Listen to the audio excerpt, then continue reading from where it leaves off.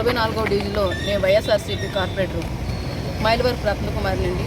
నా భర్త ఈరోజు వైఎస్ఆర్సీపీ జెండాని పగలగొడుతున్నారు, అలాగే మనం పనులు చేసుకున్నటువంటి శిలాపాలకను కూడా పగలగొడుతున్నారని చెప్పడంతో ఆయన ఒక్కడే ఈరోజు 4:30 టైంలో ఫోన్ వస్తే ఆయన ఇక్కడికి వచ్చారు, ప్రశ్నించారు. ఎందుకు పగలగొడుతున్నారని ప్రశ్నించినందుకు ఈరోజు ఒక పథకం ప్రకారమే ఆయన మీద దాడి చేయడం జరిగింది. అది చూడండి ఎంతవరకు గాయాలైన, తల మీద అయింది, మెడ మీద కొట్టారు, కావాలని ఒక్కడిని చేసి ఈ కూటమి వాళ్ళంతా కలిసి ఆయన మీద దాడి చేశారు. ఈరోజు ఆయనకి ఏదైనా జరిగితే నేను మాత్రం ఇక్కడే కూర్చొని ధర్నా చేస్తాను. ఇంతవరకు నేను ఎక్కువ ఎవరితో కూడా మాట్లాడలేదు. కానీ నా భర్తకు కానీ ఏదైనా జరిగితే నేను ఊరుకునే ప్రసక్తే లేదు. ఇదే సెంటర్లో ఎక్కడే కూర్చొని ఏ దిమ్మ కోసం అయితే వాళ్ళు నా భర్త మీద దాడి చేశారో ఆ దిమ్మ నెక్స్ట్ జనసేన దిమ్మ పెడదామని ప్రయత్నించారు. ఆ దిమ్మ ఎలా పెడతారో నేను కూడా చూస్తాను ఈరోజు. అంతేగాని ప్రశ్నిస్తే చంపేస్తాను మనుషుల్ని. మేము చేసిన తప్పేంటి? వైఎస్ఆర్సీపీ జెండా పట్టుకోవడమేనా? వైఎస్ఆర్సీపీ జెండా పట్టుకున్నంత మాత్రాన మనుషులు చంపేస్తారా? అది ప్రభుత్వం వచ్చి ఎన్నాళ్ళు అయింది? 1 సంవత్సరం అయిపోయిందా? 6 నెలలు అయిందా? ఎంతకాలం అయిందండి ప్రభుత్వం వచ్చి?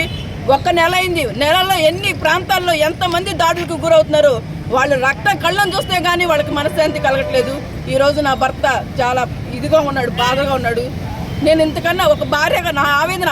ఎందుకంటే మీ ఇంట్లో ఆడవాళ్ళు ఉంటారు, మీ ఇంట్లో ఆడవాళ్ళ మీద ఇలాంటి దాడులు జరిగితే మీకు ఎలా ఉంటుందో ఆలోచించండి.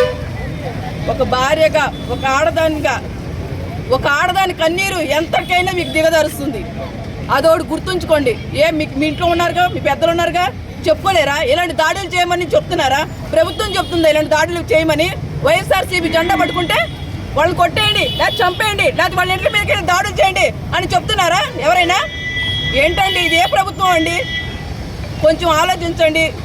అధిష్టానాలు కూడా మేల్కోనండి, దాడులు ఆపమనండి. చెప్తారు మళ్ళీ మేము దాడులు చేయమంటలేదని చెప్తున్నారు.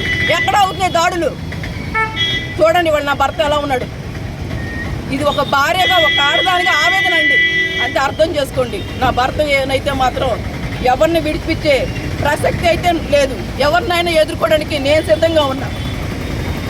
పోలీసుకి ఇంటిమేషన్ ఇచ్చామండి, కేసు పెట్టామండి. ఆ టైంలో నేను మాత్రం ఇంట్లో ఉన్నాను. తను ఒక్కడే వచ్చాడు, ఇక్కడికి ఒక్కడే వచ్చాడండి. ఒక్కడే వచ్చి అడిగినందుకు ఆ సుత్తులు కూడా మీరు పోలీసుల వెహికల్లో చూడొచ్చు ఎలాంటి సుత్తులు ఉన్నాయో. ఒక దిమ్మ పగలగొట్టాలంటే ఎలాంటి మన వస్తువు వాడతామో మీరు చూడొచ్చు. దేంతో దాడులు చేస్తారండి? సుత్తండి, సమ్మిట అంటండి. 4:30 ప్రాంతాల్లో ఎవరుంటారండి? ఎవరికి వాళ్ళు పడుకుంటారు. 4:30 టైం అంటే కావాలని పథకం ప్రకారం చేసినట్టు లెక్క. ఇది మీ ఇంట్లో మనుషులకు కొడితే ఎలా ఉంటుంది?